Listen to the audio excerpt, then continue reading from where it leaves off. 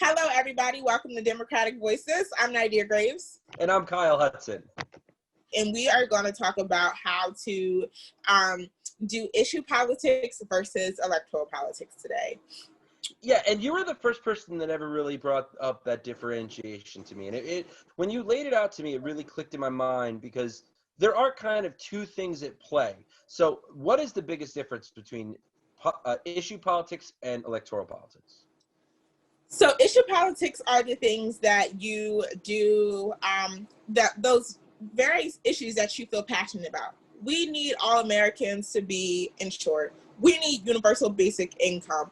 We need access to women's health care and reproductive rights. Those are all issues. You can fight for those issues by doing things like having protests or emailing your local politicians or continuing to put pressure on your politicians, having deep canvases or town halls to really win on those issues. But the other part that you have to do are electoral politics, which is going out, endorsing or voting for is, the very least you can do, doing poll work, and really making sure that the people who believe in your issues are set in office. And if it's not the people who exactly believe in your issues, elect people that you can push toward your issue. That's some of the stuff we were talking about last week, because you need to have a person who is reasonable towards your issue so you can continue to pressure them with your issue politics. And I think that issue politics is where most of us kind of get involved for the first time, right? Like you see something wrong, whether it's one issue or another, and you're like, man, that needs to change. So you start going to the protests, or you start volunteering. But then there is, as you said, there's this other component to it, right? Like it's like almost like the gasoline and the engine. You know what I mean? Like the electoral politics is what you need to actually get it done, but the electoral politics don't move anywhere if you don't have the issue politics people behind them pushing it. So they're both equal, but they serve different functions.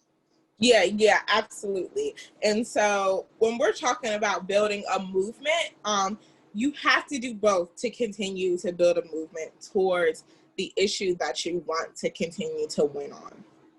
But that's kind of when we talk about how you don't have to necessarily run for office, right, in order to get the things. That's where the issue politics come in, right? Running for office is the electoral politics side.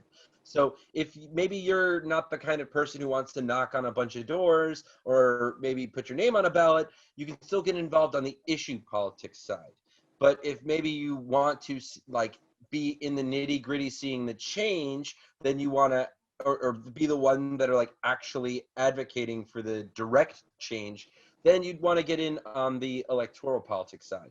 And the electoral politics side is where the Democratic Committee comes in. That's where we recruit, we enrich people, we train them, we give them resources. And so, while the issue politics is super important as far as the party focuses on electoral politics. And I think that's sometimes where the frustration comes in, when people when they think they're not seeing the two sides line up the way they want to. And I think that's the disconnect right there, is understanding those two sides of politics. Yeah, and it's almost like you vote and then you're kind of like, all right, well, now I'm waiting for things to get better because I did my part. I went out and voted. But you have to continue to push on your politicians. You have to stay in contact with them. You have to write them when you see something that you don't like. And you have to let them know how you feel as their constituent to make sure that they are best representing you. Examples, things like budgets are coming up in local municipalities, and they're also drafting up statewide budgets. You got to pay attention to those things if you're doing issue politics. If you're a mental health advocate, you have to be saying, hey, I've seen that there's a significant cut in the PA budget for mental health programs, and you need to write your state rep. You need to make sure they know that, so when they go and take that vote, you can hold them accountable to see whether or not they voted with your values and your interests in hand. And then when their next run comes up, whether or not you're going to vote for them or their primary opponent. And I know it seems like these people, you see them on TV, they're going to Congress or Harrisburg, and it seems like they're almost larger than life sometimes, but they're just regular people, and they have huge office staffs, and you can actually call them, and you can get meetings with them. I've got personal face-to-face meetings with Chrissy Houlihan, or excuse me, Congresswoman Houlihan, and it's you can get in front of them. You can actually have these conversations with these people who make the decisions. You just got to reach out. You know what I mean? It's called constituent services. Each elected official has people assigned to communicate with their constituents, the people who are, and even if you didn't vote for them, I mean, and I know this is going back a little bit, but I used to have conversations with Chrissy's predecessor, Ryan, what was his name? Ryan Costello. I had a couple meetings with him to help a friend of mine get asylum in America. Now I'm a Democrat, he's a Republican, but he was still able to help me with constituent services because that's his job. And so, you know, that's a big part of it. If it's the person who you help get elected, you push them. But if it's someone who you didn't necessarily vote for, they still work for you. And I think that's something we forget, right? Like we have to reach out. If you live in a place where a Republican is your representative, don't be afraid to reach out to them, because you may be one of the only voices they hear in that dissenting side. Because they probably aren't getting contacted by a lot of people who, you know, aren't just stating a message and hanging up, right? Like if you can cultivate relationships with these people and the people on their staff, that's how you get the things you want. A lot of times, the biggest thing that we're seeing here, one of the biggest issues is we are having several crises. At the top of the crisis is disillusion with government. Disillusion that government is going to be responsible enough to take care of us. We see this with the coronavirus pandemic, COVID-19, that has gone on for months and months, and none of this has cleared up. And we see this with constant police brutality, where we see over and over again people being harmed and brutalized by police, and none of this is clearing up. And we see this with the economic crisis, where people are being evicted out of their homes. They lost their jobs because of the pandemic. We've only gotten one stimulus check, and we just feel like, as working families, how can we depend on our government officials to take care of us when they've let our life go so far? And that's why it's important to do issue politics too, because you really have to continue to pressure the people who you elect to make sure that they are working in your interests, because losing completely given into disillusionment with your government leads to things like uprisings, as we're continuing to see. And the one thing that needs to happen to stop that too is governments have to concede to our needs, to people's needs. All the people who are in the streets, they have to make concessions. You cannot just continue to have unrest and unrest and unrest. And that's the part about issue politics, because if you do have an issue that you are so upset with, you have to push on that, and they have to make concessions if they don't want to have continuous unrest. And so what would you tell people who maybe, you know, they've been working and they're not seeing the results they want? What would you tell those people? Yeah, I totally, I've been working and I haven't been seeing the results that I want. And so what I would say is make sure, especially for labor issues, make sure you join a union. Look out and seek a union that is in your field. And if you don't have one, ask your boss for a roster. Ask your boss for a roster and unionize with all the people in your office, in your location, in your region. Make sure that you're protected as a worker. Those are issue-based work, issue-based politics that you can do to make sure that you are being represented, but it doesn't take you as an individual. And a lot of times people tell you that it's all up to you. You got to work hard and be smart, and then you'll have all this stuff. But, you know, it's really a lie, because they don't want you to make a union with your coworkers. They don't want you to have unions, so you have to have a mandatory raise every year. But you've been working for this company, making them money. You know, the $1 raise that they give you is nothing compared to all the money that you've earned them throughout the whole year. And so you need to get into a union. That's what I would say. And it's 100% legal to unionize in your workplace. And just because there's no union right now doesn't mean that you can't make one. right? I mean, I think the way unions work is you have to kind of sign on with one already existing one, but it doesn't even necessarily have to be in your field, right? Like if you're a food service worker and you want to unionize, maybe you can reach out to, because I don't think there is a local food service union, but there is a local steel union. There's a bunch of other unions. There's teachers union. Reach out to people who are in unions and ask them how they can help, because people like that's the whole point of unions. The teachers union and the steelworkers union, they are, when it hits the fan, they stand in solidarity. And like, it's not just about the teachers and it's not just about the steelworkers. Even if you're not in a union, like the 5-day work week, a lot of the protections you have in your business, even if you're not a union member, were still created because of the work done by unions. And unfortunately, I think we're at OSHA, the weekend. Yeah.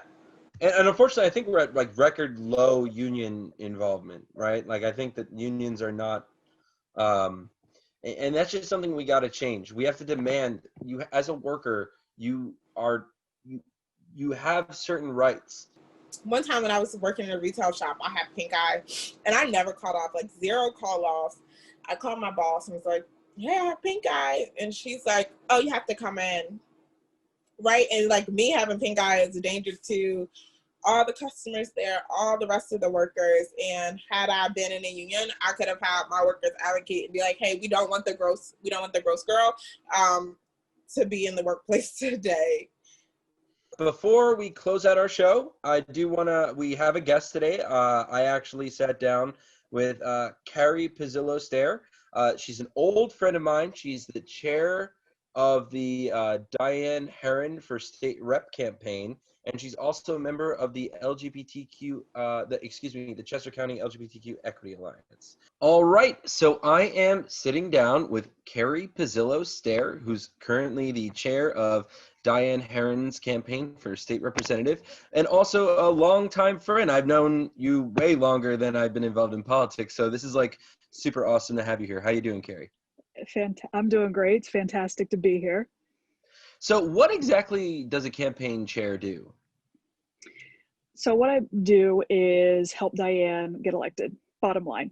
So that's, trying to whip up the committee members of the zone that the 156th district covers, which is Westchester Borough, the north part of West Goshen, East Goshen, and Westtown, Thornbury, Birmingham. We try to get the committee people involved so that they can get the word out to the people that they know in the townships, because, it's an odd year with it having COVID. So we can't do our traditional door knocking. We can't have our traditional large scale events. So part of my job has been coming up with creative ways to get the word out. And instead of knocking on doors, we're just dropping off literature and doing our best to get voters pumped up in such an odd year. Yeah, I don't think any of us saw. I mean, we all knew this year was going to be crazy, but I don't think any of us saw this coming. Right. So you've been working for Dianne for the last couple months, but why don't you tell us how you got there? Because I mean, you and I kind of started getting involved in this stuff at around the same time. You were a little bit more before me, but yeah, why don't you tell people how you got to where you are now? Sure. So I've always been passionate about politics. I have my bachelor's in political science from Millersville University, and I'm getting my master's in public administration from Westchester right now. But locally, when I moved here 6 years ago, I was looking for ways to get involved and help the community. My first step there was I joined the board of LGBT Equality Alliance of Chester County. I've been on that board now for, I think almost 3-4 years now. Time has really been flying. Then I joined my township's Parks and Recreation Commission, and I'm also on Westtown, Thornbury, Birmingham Democratic Committee. And from there, I started getting involved in campaigns. 2018 was the first one when Carolyn Committa was running for her first reelection bid. I was a canvassing captain, going door to door, trying to get the word out for Carolyn. And, it worked that year. She won the reelection by a much better margin than what she won in 2016. Then Following that, I joined Chris Pielli's Recorder of Deeds campaign in 2019. I was his vice chair, and another successful campaign that I worked on. And then this year, Andy Dinneman dropped out of the state Senate race, which, Carolyn jumped into the primary against two others, Kyle Boyer and Don Visimal. She won, which caused her to drop out of the state rep race. Special nomination process had to be followed, where the committee people chose Carolyn's replacement. 5 people went up for it: Dianne, myself, Alex Christie, Marcel, and Brian McGinnis. Well, Dianne won it in a landslide. No surprise there. And shortly after the nominating process, she called me up. She was very impressed by my showing in the nominating process, and she asked me to come on as her campaign chair because we win when we work well together. And I think that was a big reason for why I wanted to join her campaign. It's such an important seat. We can't lose it. And I'm really proud of the work that we've been putting in. Yeah, I mean, I also know Dianne personally, and she is just done such a great job as mayor of Westchester. And I just think that, as a state representative, she's just going to serve us so well. And I have that personal experience of, working, in a competitive election environment against her. And then, at the end, she brings you in and she's just like, hey, how can we work together? And I think that is a really good trait for a leader to have. Honestly, I think it's missing in a lot of higher parts of government. But why don't you tell people, because, we only have a few more minutes, why don't you tell people a little bit about Dianne, Mayor Herrin, and, what you as a team plan to accomplish when she gets elected. So, Dianne's currently the mayor of Westchester, and she's been doing a great job there since, I believe, 2017 is when I think she was elected, right? Mm-hmm. And, she wants to take her leadership experience from being mayor and take it to Harrisburg. And I think she's going to do a fantastic job up there. She's running on a platform. We call it the 4 E's. She's running on economy, education, environment, and equity. These are 4 topics that she's extremely passionate about. With the economy, she's been helping run the borough of Westchester for 3 years now. And I think she's been doing a great job. I don't live in the borough personally, but from what I've heard, she stopped on the street constantly and thanked for her work. She, handled COVID really well by shutting down Gay Street and creating that awesome open air market so that the small businesses don't suffer. And I think, major props to her, because I don't think we've seen one small business close in the borough since the open air market has come into effect.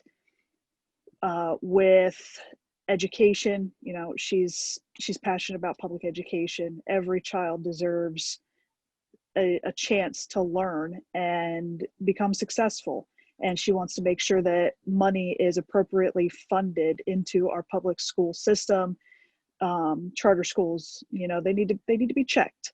And she's going to work on that in Harrisburg as well. I mean, education is probably my number one thing, and I know she's extremely passionate about that.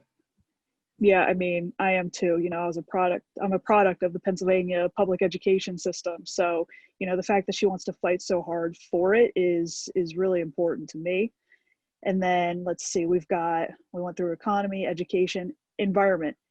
I mean, honestly, I don't think there's a much better person to go to Harrisburg and fight for our environment than Dianne, because she's the vice president of an energy consulting firm.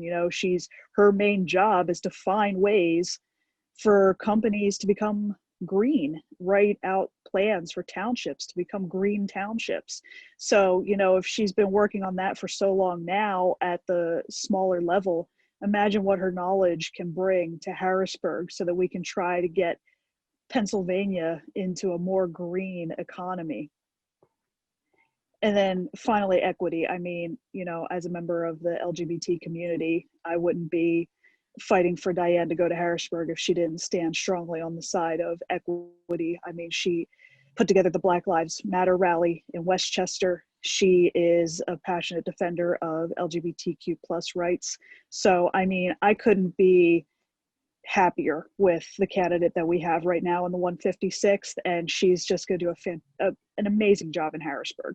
Yeah, Mayor Herrin has my 100% support. I think she's just so amazing. I've actually worked very closely with her on the opioid task force, the mayor's opioid task force. I know that's another thing that she cares deeply about, and she's dedicated a lot of time towards actually making connections and making an impact in our community. So if you could just real quick before we wrap this up, if you just tell people how they can find out more about Dianne's message, or maybe donate to her or her Facebook page.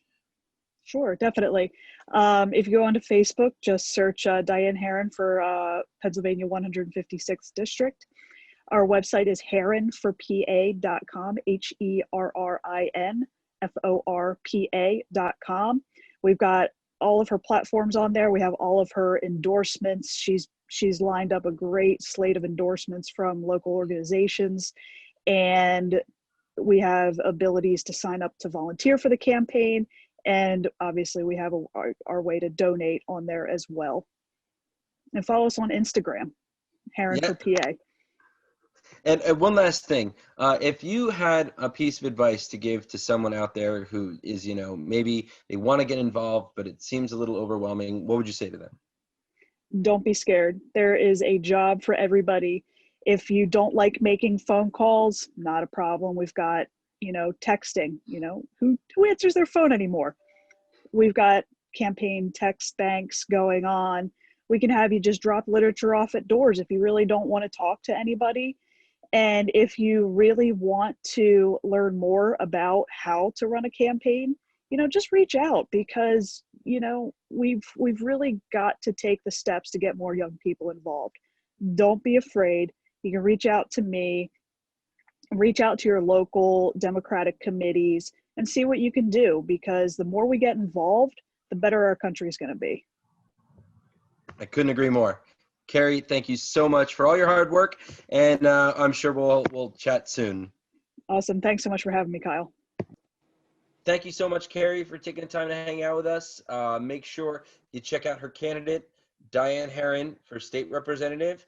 If you can donate time, if you can donate money, we'd really appreciate it. Yeah, thank you so much, Carrie. Please donate to Dianne's campaign. Dianne stands for equity of all people in a green and healthy, thriving economy. So make sure we vote for Dianne Herrin. Make sure you're following her campaign. If you're in her district, make sure you volunteer. Make sure you become a sustaining donor. Yep, that's right. In the bottom, you'll see we will always have a link to the donate to the Chester County Democrats, but we'll also have a link to donate to Dianne's campaign. So if you want to give her a boost, by all means, please do. Woo! So I guess that's it, right? That's a wrap.